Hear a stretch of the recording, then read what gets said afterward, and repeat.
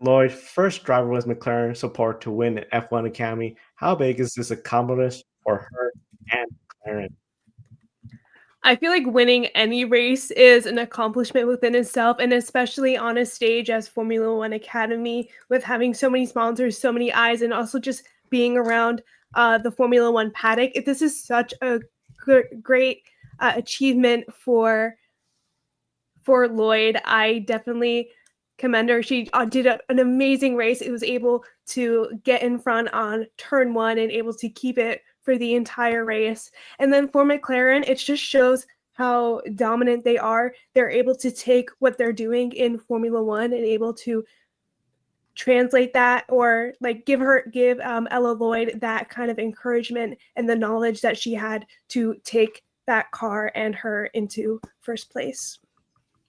Yeah, and that's a great point, Joe, as well. Because Bianca Bustamante, of course, had the McLaren support last year, but her two wins in F1 Academy both came in 2023 before the 10 F1 teams signed on to each back a driver in this series. So she is the first to do it in a papaya livery, if you will, and completely agree with everything you just said. The reverse grid worked out in her favor, and she had a lot of pressure from the drivers that, the reverse grid put further towards the back, but the Maya Weugs and Dorian Pens and Alicia Palmowskis of the world coming up there and finishing second through fourth, but really putting that pressure on Ella Lloyd there at the end of the race, but she was able to hold them all off and take the victory, and well done to her. And again, probably if she can continue to keep this up, not the last time we'll be seeing her standing on the podium in F1 Academy this year.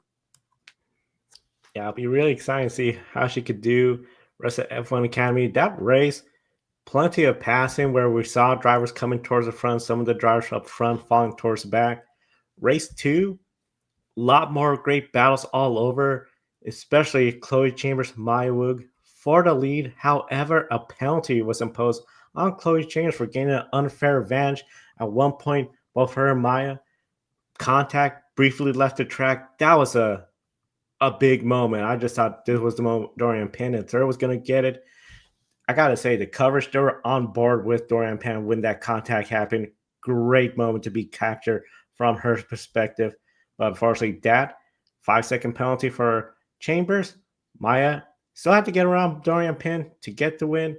Chambers finished second place ahead of Dorian Penn by more than 5 seconds to keep that. Great racing, Ben. How thrilling was that battle for the lead? And do you agree with the penalty?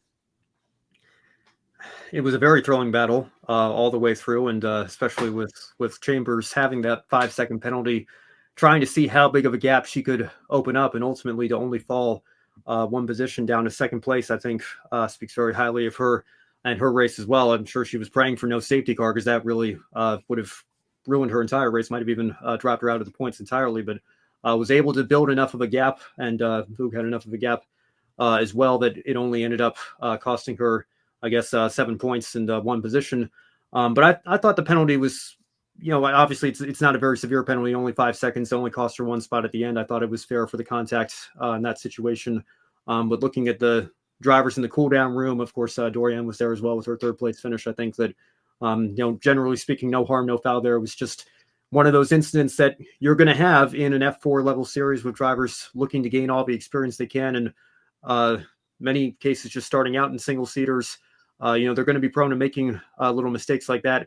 I think 5 seconds was more than fair. And I think seeing those penalties in this series is something that's not to be unexpected, given that those mistakes happen from time to time. But again, not a very severe incident, all things considered. And both those drivers still finished 1-2 on the road, and in the results, obviously reversed with the Chambers penalty being imposed there. But still a good result for both of them, nonetheless, to take those top two spots. Yeah, I 100% agree. That battle was so exciting to watch. I know I was on the edge of my seat as I was watching it. It definitely proved the haters wrong that F1 Academy is a thrilling series to watch. And yeah, I do agree with the penalty. It was a mistake on Chambers' end. She pushed Maya off wide, and yeah, I totally agree with what the stewards decided on. And yeah, just like 100% agreement on my end. I'm always on the opinion that I love good racing and, the no harm, no foul. I know the day of the race, I was thinking, 5 second penalty. That's just such a great drive by her. But now that I've had more time to look at it, it's just like, okay, it had to be done. I mean, this isn't NASCAR where we're more used to it. And it's like, okay, drivers just keep it going. But And also that's overall, how drivers learn from their mistakes. yeah. You just don't get like a little slap on the wrist and that's it. You should be accountable for what you did wrong, and those penalties help you become a better driver. Hey, we even And see it in F1 and we see it in multiple series. Penalties still happen.